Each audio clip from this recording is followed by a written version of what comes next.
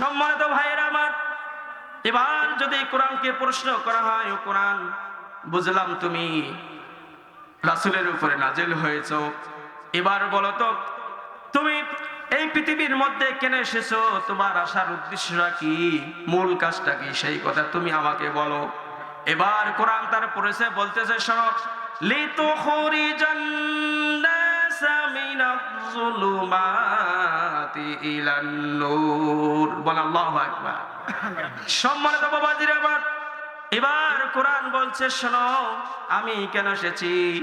আমি এসেছি তাহলে যে মানুষগুলো অন্ধকারের মধ্যে পতিত হয়েছে, জমাট বাঁধা অন্ধকারের মধ্যে যারা পতিত হয়েছে, আমি কোরআন এসেছি তাদেরকে টেনে টেনে অন্ধকার থেকে বের করে নিয়ে এসে আলোর সন্ধান দিতে আমি কোরআন নাজিল হয়েছি। যারা বলেন সুবহানাল্লাহ। এবার যদি কোরআনের কাছে প্রশ্ন করা হয়, ও কোরআন, বুঝলাম তুমি আলোর সন্ধান দিতে এসেছো, তাহলে অন্ধকার থেকে মানুষগুলোকে টেনে বের করে আলোর সন্ধান দেওয়ার জন্য তুমি এসেছো।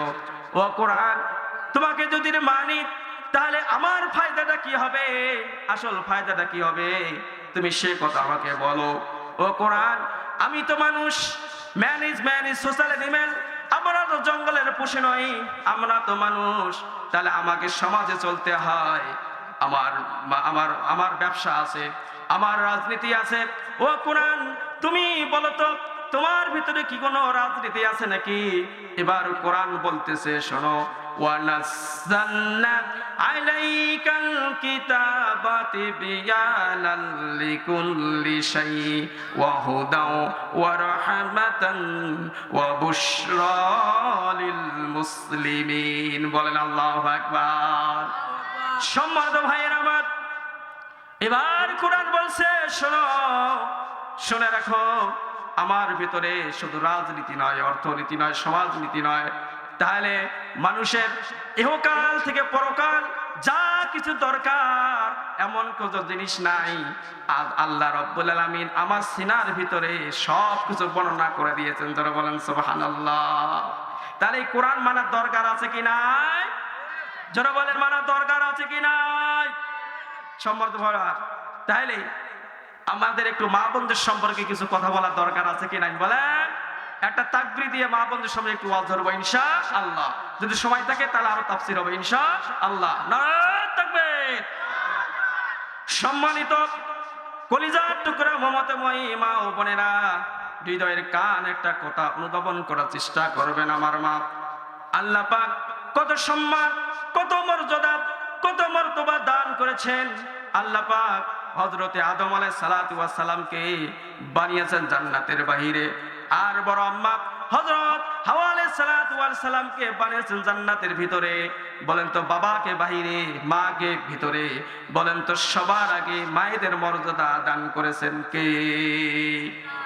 জোরে বলেন কে? সম্মানিত ভাইয়েরা আমার, আল্লাহ রাব্বুল আলামিন হযরতে আদম আলাইহিস সালাতু ওয়াস সালামকে বড় বড় গাছের তিনটা টুকরা পাতা দিয়া তার ইজ্জতকে ঢেকে রেখেছিলেন। এই জন্য পুরুষের মৃত্যুর পর কাপড়ের কাপড় কয় পিস? যারা বলেন কয় পিস? 3 পিস। এটা হলো বড় আব্বা আদম আলাইহিস সালাতু ওয়াস সালামের স্মৃতি, আর বড় আম্মা হাওয়া আলাইহিস সালাতু ওয়াস সালাম তার মৃত্যুটা বড়, তার যখন তিনি দুনিয়ার মধ্যে চলে আসলেন, তার ইজ্জতকে ঢাকার জন্য বড় বড় গাছের 5টা টুকরা পাতা দিয়া তার ইজ্জতকে ঢেকে রেখেছিলেন। এই জন্য মৃত্যুর পরে মেয়েদের কাপড়ের কাপড় কয় পিস বলেন? 5 পিস। যারা বলে ঠিক কিনা? সম্মানিত ভাইয়েরা আমার, তাহলে আজকে এই 5 পিসকে ছেড়ে দিয়া তারা 3 পিস ধরেছে। কয় পিস ধরেছে বলেন? 3 পিস ধরেছে। এখন শোনা যায় এই 3 পিস থেকে আরো বলে হঠাৎ 2 পিসের আমদানি হয়ে গেল। এখন আরো শোনা যায় যে 2 পিস থেকে 1 পিস বলে কমে গিয়েছে। কয় পিস বলেন? 1 পিস বলে কমে গিয়েছে। তাহলে বলেন তো 1 পিস যদি চলে যায় আর থাকলো কত? 1 পিস। এই 1 পিস যদি আর না থাকে, বলেন তো দেশে থাকার আর উপায় আছে নাকি বলেন?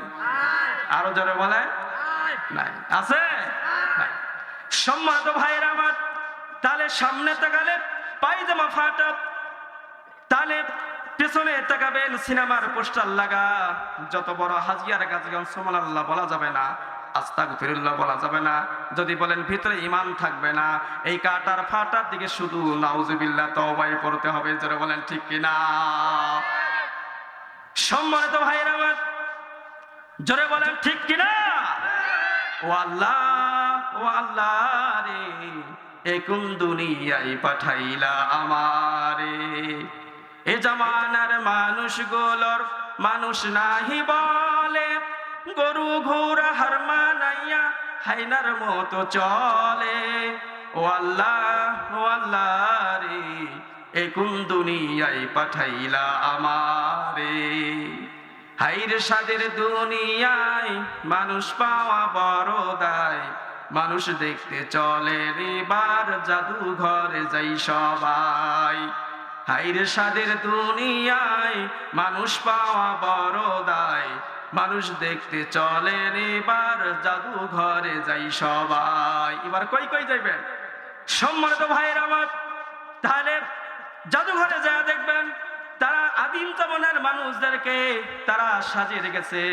তাহলে শাড়ি লুঙ্গি থ্রি পিস পায়জামা পাঞ্জাবি ছিল না, শুধুমাত্র তাদের সত্যিত্বের দাম ছিল, তাদের সত্যিত্বের মর্যাদা ছিল, তাদের শরম ছিল। এই জন্য তারা বড় বড় গাছের পাতা, ভিন্ন গাছের লতা দিয়ে তারা তাদের ইজ্জতকে ঢেকে রেখেছিল। কিন্তু বর্তমান জামানায় ইজ্জত বের করে দেখানোর প্রতিযোগিতা চলছে, যারা বলেন ঠিক কিনা।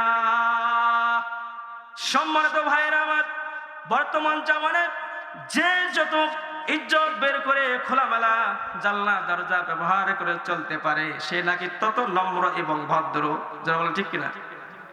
কথা বলতে হবে, যারা বলেন ঠিক কিনা। সম্মানিত ভাইয়েরা আমার, ইজ্জত বের করে দেখানোর নাম যদি ভদ্রতা হয়, তাহলে কুকুর তো আসল জায়গা দেখায়, জওয়ান ঠিক কিনা। তাহলে বলেন তো, কুকুর আসল ভদ্রলোক না বড়রা? ছোটটা না বড়রা? ছোটটা, যারা বলেন ঠিক কিনা। সম্মানিত ভাইয়েরা আমার, ছোটের মধ্যে লিপস্টিক লাগাইয়া খালা আম্মা খালুর গাল লাল করে দেবে, আপত্তি নাই, সব হবে।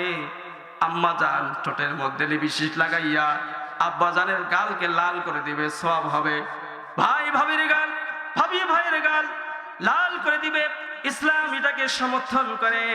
কিন্তু ঠোঁটের মধ্যে লিপস্টিক লাগাইয়া তাহলে দেশের যুবকদের ভেলকে লাগাইয়া জাহান্নামে নেওয়ার অধিকার দেওয়া হয়নি, যারা বলেন ঠিক কিনা। সম্মানিত ভাইরা আমার, ঠোঁটের মধ্যে লিপস্টিক লাগাইয়া যদি নিজেকে সম্মানী আর দামি পাত্র মনে করা হয়, তাহলে বলেন তো, তাহলে বিনা লিপস্টিকে চিড়িয়াখানায় গিয়ে দেখবেন বান্দরের পেছন সাইড কম না বেশি লাল, যারা বলেন কম না বেশি লাল। ও সম্মানিত মায়েরা, সুতরাং কলিজার টুকরা মা ও বোনেরা, তাহলে আমাদেরকে বুঝতে হবে। তাহলে আল্লাহ রসুলকে এক সাহাবী জিজ্ঞাসা করলেন, ও আল্লাহ রসুল, বলেন তো খেদমত করব কার? তা আল্লাহ রসুল সাল্লাল্লাহু আলাইহি সাল্লাম তিনবার বললেন তোমার মা। কয়বার বলেছেন বলেন? তিনবার বললেন তোমার মা। চতুর্থবার বলেছেন তোমার বাবা। বলেন তো বাবার তুলনায় তাহলে মায়ের মর্যাদা বেশি না কম? সম্মানিত ভাইরা আমার, আমরা পুরুষ জাতি, আমাদের পায়ের নিচে জুতা স্যান্ডেল মাটি, আর আমার মায়েরা আল্লাহর কাছে কি পরিমাণ খাঁটি। ও বন্ধু, তুমি কি জানো তোমার আমার বেহেশত আল্লাহ বানিয়েছেন মায়ের পায়ের নিচে, জোরে বলেন ঠিক কিনা। সম্মানিত ভাইয়েরা আমার, সেদিন একটি মাহফিল থেকে আমি নেমেছি, ছোট্ট একটা বাচ্চা কোলে দিয়ে বলেছে, হুজুর এই বাচ্চাটাকে একটা ফু দিয়ে দেন। আমি জিজ্ঞেস করলাম কেন? কয় বাচ্চা ভাজা পোড়া খাইতে খাইতে বাইরে গেছে, কয় বাতাস লাগছে, বমি করছে, পায়খানা করেছে, বদ নজর পড়েছে। সম্মানিত ভাইয়েরা আমার, এবার আমার মাথার ভেতরে একটা টেনশন পড়ে গেল যে কি বাবা, এই ছোট বাচ্চা ভাজা পোড়া খাইতে খাইতে যদি বাতাস লাগে, তাহলে অনেক আমার মা বোনেরা রয়েছে, তারা বুক পিঠ বাহির করে এই বাংলার জমিনে ঘোরাফেরা করে। বলেন তো তাদের কারণে গজবের আযাব পৃথিবীর মধ্যে পড়বে কি পড়বে না বলেন? সম্মানিত ভাইয়েরা আমার, আমি যতটুকু জানি ওই বাচ্চাটাকে ফু দিয়ে দিলাম। তারপরে আমার কাছে অনেকেই পানি পড়া নিতে আসে, বলে অনেকেই তো পানি পড়া বিশ্বাস করে না, যারা বলেন ঠিক কিনা? আপনাদের একটা ইতিহাস শোনাই। ও কলিজার টুকরা বাবাজিরা, আমরা দিলের কাল লাগাইয়া শুনি, আমাদের ফুরফুরা থেকে অলিরা যখন আসতেন, ওই অলিদের সামনে যখন অনেক মুরব্বী বাবাজিরা বোতলগুলো রেখে দিতেন, অনেকগুলো বোতল ছিল, তাহলে আল্লাহর অলি যখন একবারে ফু দিয়ে দিলেন, তাহলে পেছনের যে বোতলগুলো ছিল, এক ব্যক্তি মনে করলেন মনে হয় আমার বোতলে ফু ঢোকে নাই। তখন তিনি আল্লাহর অলিকে বললেন, ওগো আল্লাহর অলি, আমার বোতলে মনে হয় ফু ঢোকে নাই, আমার বোতলটা পিছনে ছিল, মনে হয় আমার বোতলে ফু ঢোকে নাই। সম্মানিত ভাইরা আমার, এবার আল্লাহর অলি মনের ভেতরে একটা কষ্ট নিয়া ওই বোতলের মধ্যে যখন ফু দিয়েছেন, একটা ফু দেওয়ার সঙ্গে সঙ্গেই বোতলের তলা খুলিয়ে গিয়েছে। ইতিহাস সাক্ষী আছে রে নাই? তাহলে কি ফু দিলে কি কাজ হয়? যারা বলেন কাজ হয় কি হয় না? সম্মানিত ভাইয়েরা আমার, তাহলে পানি পড়া দিলে কাজ হয় কি হয় না? ও আমার কলিজার টুকরা বাবাজিরা, একটু আমার দিলের কাল লাগাইয়া শোনাই। তাহলে আমি টেনশনে পড়ে গেলাম, যদি ছোট বাচ্চা ভাজা পোড়া খাইতে খাইতে বাইরে গেলে যদি বাতাস লাগে, যখন যদি বদ নজরে পড়ে, এমনি তো আমাদের মা বোনগুলো ফর্সা, আমরা পাই না তাদের উপরে তেমন কোনো ভরসা, যারা বলেন ঠিক কিনা? এইরকম বুক পিট বাইর করে কটকটি মার্কা কিরণ মালা মার্কা পোশাক পয়া বুক পিট বাইর করে বাংলার জমিনে ঘোরাফেরা করে। শক্ত কথা বলতে হবে মুসলমান, এদের কারণে বাংলার জমিনে আযাব আর গজব পড়বে কি পড়বে না? যারা বলেন ঠিক কিনা? সম্মানিত ভাইয়েরা আমার, তাহলে কেমন আযাব আর গজবের বাতাস লাগে একটু কি বলবো বলেন? বলবো? সম্মানিত বাবাজিরা আমার, 50 বছর আগে এই বেহুদ্দার পোশাক ছিল না, এই কটকটি মার্কা কেরণ মালার পোশাক ছিল না।